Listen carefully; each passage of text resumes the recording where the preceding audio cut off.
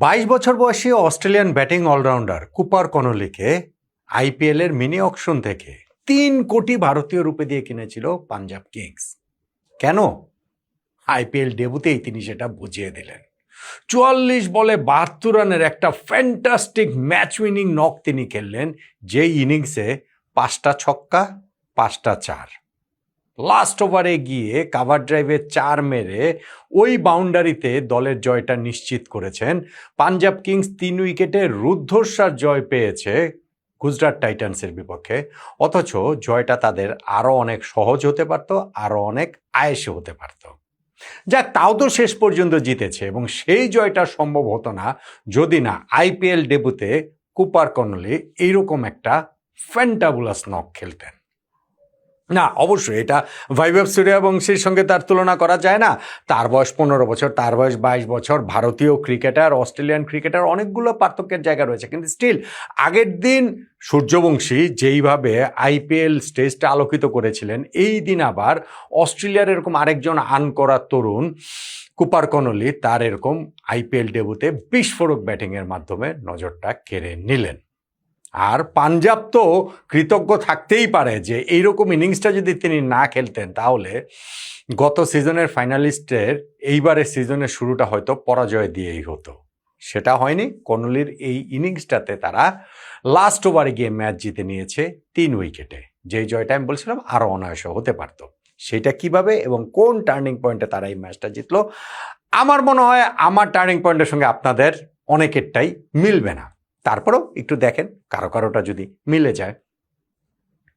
কি ম্যাচটা কি হয়ে গেল আমি সেটা বলছিলাম। ধরেন 162 রান করেছিল গুজরাট টাইটান্স। এই টার্গেট তারা করতে নেমে পাঞ্জাব কিংস তারা পাওয়ার প্লেতে 1 উইকেটে 55 রান তুলে ফেলেছে। 10 ওভার শেষে 2 উইকেটে 86 রান তুলে ফেলেছে। ইনফ্যাক্ট 12 ওভার শেষেও তারা খুবই কমফোর্টেবল একটা জায়গাতে ছিল। শেষ 8 ওভারে তাদের মাত্র 53 রান প্রয়োজন, হাতে 8 উইকেট। 48 বলে 53 রান প্রয়োজন, হাতে 8 উইকেট, এটা কোনো ইকুয়েশন নাকি?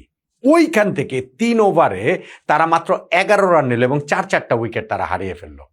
প্রসিদ্ধ কৃষ্ণাকে মনে হচ্ছিল এই ম্যাচে গুজরাট টাইটান্স স্পেশালিস্ট ফিল্ডার হিসেবে খেলাচ্ছে, কেননা ওই 12 ওভার চলে যাওয়ার পরও তার হাতে বল তুলে দেওয়ার কোনো নাম নেই। 13 নম্বর ওভারে তিনি বল হাতে তুলে নিলেন এবং ক্যাপ্টেন তার হাতে বলটা তুলে দিলেন শুভমান গিল, এবং প্রথম বলটাতেই তিনি পাঞ্জাব কিংসের ক্যাপ্টেন শ্রেয়াস আয়ারকে আউট করে দিলেন। ডিপ মিড উইকেটে তিনি ক্যাচ দিলেন। হয়তোবা আগের ওভারটাতে যে ওই নন স্ট্রাইকিং এন্ডে থেকে হাতে ব্যথা পেয়েছেন ওই কনলি কুপারের ড্রাইভটাতে, ওইটার একটা ভূমিকা এখানটাতে থেকে থাকতে পারে, বাট স্টিল তারপরও তো কমফোর্টেবল অবস্থাতেই তো ছিল পাঞ্জাব কিংস।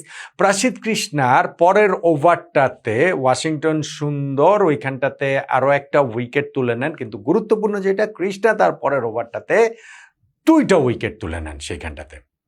শশাঙ্ক সিংকে তিনি আউট করেন এবং আরও একটা উইকেট যখন সেই ওভারটাতেই তিনি তুলে নেন মার্কাস স্টয়নিসের, অল অফ এ সাডেন দেখা গেল যে 8 ওভারে মানে 48 বলে 53 রান প্রয়োজন, হাতে 8 উইকেট নিয়ে, সেইখান থেকে 5 ওভারে 30 বলে 42 রান প্রয়োজন, হাতে 4 উইকেট নিয়ে। ইকুয়েশনটা অনেক কঠিন হয়ে গিয়েছে না? কিন্তু ওই যে এক প্রান্তে কুপার কনলি ছিলেন এবং তিনি ওই যে ছক্কা মারলেন, 4 মারলেন, মার্কো ইয়ানসেন এসে তার সঙ্গে যোগ দিলেন, তিনিও একটা ছক্কা মারলেন। ইয়ানসেন তারপরে আউট হয়ে গিয়েছেন। শেষ 2 ওভারে প্রয়োজন ছিল 16 রান। ট্রিকি নিঃসন্দেহে, হাতে মাত্র 3 উইকেট, কিন্তু ওই সময় তার ওভারটা থেকে 14 রান তুলে নিল ওইখানটাতে এই পাঞ্জাব কিংস, যেখানে বার্লেট প্রথম বলটাতে একটা দুর্দান্ত ছক্কা মারলেন এবং ওই ওভারটাতেই পুল করে একটা 4 মারলেন এই কুপার কনলি। ফলে ইকুয়েশন অনেক সহজ হয়ে গেল। লাস্ট ওভারটাতে মাত্র 2 রান প্রয়োজন ছিল এবং সেইখানটাতে যেটা বললাম, ইনিংসের পঞ্চম 4 মেরে 5টা ছক্কাও রয়েছে এই কুপার কনলি ইনিংসটাতে, যার মধ্যে একটা রাশিদ খানকে মারা 103 মিটারের ছক্কাও আছে। তা শেষ বাউন্ডারি মেরে তার হাতেই ওই উইনিং স্ট্রোকটা এসেছে। পাঞ্জাব কিংস ম্যাচটা জিতে গিয়েছে 3 উইকেটে।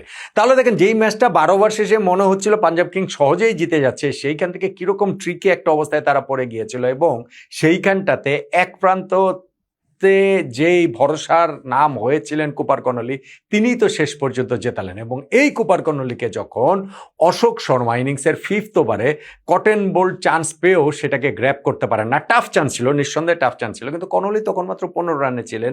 ফাইনালি গিয়ে তিনি যখন এরকম ডিফারেন্স মেকার হয়ে যান, তখন ওই টাফ কটন বোল্ড চান্সটাকেই তো টার্নিং পয়েন্টের আলোচনার মধ্যে আনতে হবে, অনেকের কাছে এইটাই টার্নিং পয়েন্ট। আচ্ছা, এইবার ম্যাচের প্রথমার্ধটা দেখেন, যেইখানটাতে গুজরাট টাইটান্স 162 রান তুলেছে। এই জায়গাটাতে তারা পাওয়ার প্লের প্রথম 6 ওভারে 1 উইকেটে 54 রান তুলেছিল, শুধুমাত্র সাই সুদর্শনের উইকেট হারিয়ে। ভালো স্টার্ট নিঃসন্দেহে, সুদর্শন আউট হলো, ওইখানটাতে শুভমান গিল এবং জশ বাটলারের পার্টনারশিপটা জমে গিয়েছিল। কিন্তু পাওয়ার প্লে শেষে 7, 8, 9, 10 ওই 4টা ওভারে তাদের যে কি হলো, ওই 4 ওভারে তারা মাত্র 30 রান তুলতে পারলো, মানে মোমেন্টামটাই তাদের কাছ থেকে চলে গেল। যেইখানটাতে যজুবেন্দ্র চাহাল তাকে সুইপ করতে গিয়ে আউট হয়ে গেলেন 39 রান করা শুভমান গিল। ওই যে ইনিংসে ধোকা শুরু হয়েছে, ধুকতেই এরপরে গুজরাট টাইটান্স এগিয়েছে। তারপরে 15 ওভার শেষে 3 উইকেটে 128 রান, হাতে যেহেতু 7 উইকেট রয়েছে, সেট ব্যাটসম্যান জশ বাটলার যেহেতু আছেন, ফলে লাস্ট 5 ওভারে 50 রান হলেও তো মোটামুটি 180-র কাছাকাছি চলে যায়। সেটা ফাইটিং টোটাল হতে পারত, ম্যাচে তো পরে আমরা সেটা দেখেছি। ওইটা তারা আর করতে পারেনি। শেষ 5 ওভারে মাত্র 34 রান তুলেছে, হাতে 7 উইকেট থাকা সত্ত্বেও এই গুজরাট টাইটান্স। এবং সেইখানটাতে যজুবেন্দ্র চাহাল 16 নম্বর ওভার, যেটা তার লাস্ট ওভার, সেইখানটাতে ওই জশ বাটলারকে যে আউট করে দিয়েছেন, ওইটার ভূমিকাটা খুবই গুরুত্বপূর্ণ। স্পেশালি বার্লেট বাউন্ডারি লাইনে লাফিয়ে উঠে যেভাবে ক্যাচটা ধরলেন, সেইটাকেও তাই আসলে আপনি টার্নিং পয়েন্টের আলোচনার মধ্যে আনতে পারেন। ফলে লাস্ট 5 ওভারে তারা মাত্র 34 রান তুলে 162 রান তুলেছে। সেই রান তারা করে জেতাটা পাঞ্জাব কিংসের জন্য খুবই ইজি হওয়ার কথা। ভাই, তাদের ব্যাটিং লাইন আপে 8 নম্বরে মার্কো ইয়ানসেন ব্যাটিং করেন, এরকম একজন প্রপার অলরাউন্ডার। ফলে তারা এই রান তারা করে জিতবে, সেটা তো প্রত্যাশিত।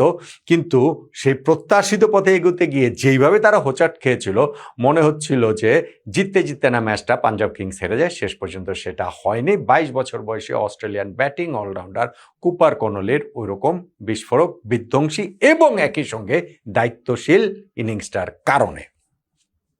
টার্নিং পয়েন্ট তাহলে কোনটাকে বলবেন? কুপার কনোলির ওই 15 রানে যে কটন বল চান্সটা দিয়েছিলেন অশোক শর্মা, যেটা ধরতে পারেননি, যেহেতু ফাইনালে গিয়ে তার ওই ইনিংসটাই ডিফারেন্স মেক করে দিয়েছে, ওইটাকে তো আপনি টার্নিং পয়েন্ট বলতেই পারেন।